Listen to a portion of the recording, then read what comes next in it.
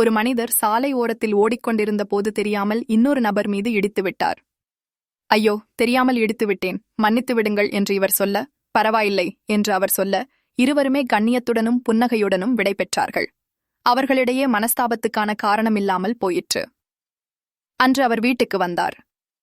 இரவு உணவு முடித்து திரும்புகையில் அவருடைய மகன் அவருக்கு பின்னால் நின்றிருந்தான், கைகளை பின்னால் கட்டியபடி. தந்தை திரும்புகையில் அவனை தெரியாமல் இடித்துவிட்டார். வழியில் நிற்காதே, ஓரமாய்ப்போ. அவருடைய வார்த்தையில் அனலடித்தது. சிறுவன் முகம் வாடிப்போய் விலகினான். அவனுடைய கண்களில் சோகத்தின் நதி முளைத்தது. அது இமை ஓரங்களை இடித்து தரையிறங்கத் துவங்கியது. இரவு தூங்குகையில் அவர் மனதுக்குள் ஒரு சிந்தனை ஓடியது.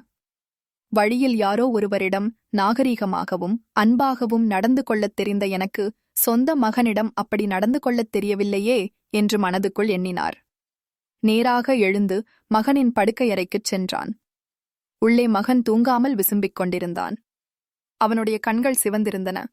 அவனருகில் மண்டியிட்ட தந்தை, என்னை மன்னித்துவிடு, நான் உன்னிடம் அப்படி பேசியிருக்கக் கூடாது என்றார். சிறுவன் திரும்பினான். சிறுவனின் கண்களில் இருந்த கவலை சட்டென்று மறைந்தது. எழுந்து உட்கார்ந்தான். வேகமாக கட்டிலிலிருந்து கீழே குதித்து கட்டிலின் அடியில் வைத்திருந்த பூங்கொத்தை தந்தையின் கையில் வைத்தான். இதென்ன? தந்தை வியந்தார்.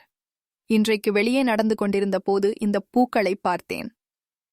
பல நிறங்களில் இருந்த பூக்களை பொறுக்கி உங்களுக்காக ஒரு மலர்கொத்து செய்தேன். அதிலும் குறிப்பாக உங்களுக்கு நீல நிறம் பிடிக்கும் என்பதற்காக அதை நிறைய சேகரித்தேன். அதை உங்களிடம் இரகசியமாகச் சொல்வதற்காகத் தான் உங்கள் பின்னால் வந்து நின்றேன். சிறுவன் சொல்ல தந்தை மனம் உடைந்தார்.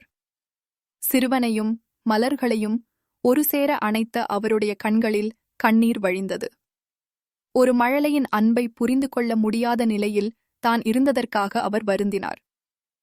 குடும்பம் என்பது கடவுள் நமக்காக பூமியில் ஏற்பாடு செய்திருக்கும் சொர்க்கம். அதை சொர்க்கமாக்குவதும் நரகமாக்குவதும் நம்முடைய செயல்களில்தான் இருக்கிறது.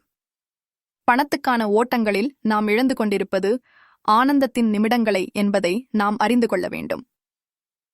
ஒருவேளை நாம் நாளை இறந்து போக நேரிட்டால் அலுவலகம் இன்னொரு திறமைசாலியை சில நாட்களில் கண்டுபிடிக்கும்.